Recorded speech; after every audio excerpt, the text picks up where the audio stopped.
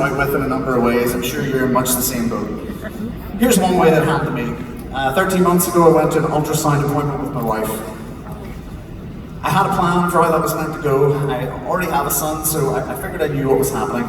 And well, you know, we took off and we went and we did the thing, and then, you know, the completely unintelligible thing went up onto the screen. And I was, you know, I was briefed, so I know that this is a human baby. But it wasn't a human baby. It was two human babies.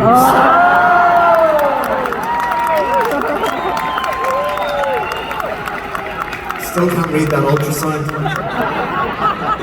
And so now I'm the father to twins, and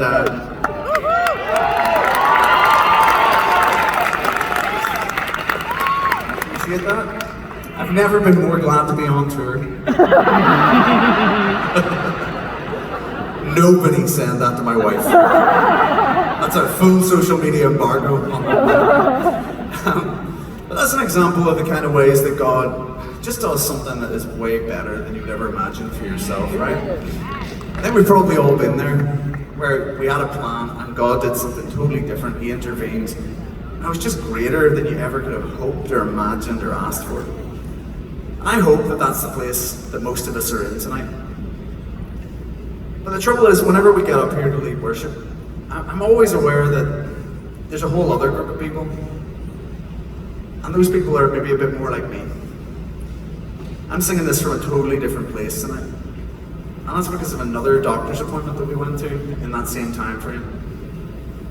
We went with my other son, and we got a diagnosis that we weren't hoping for.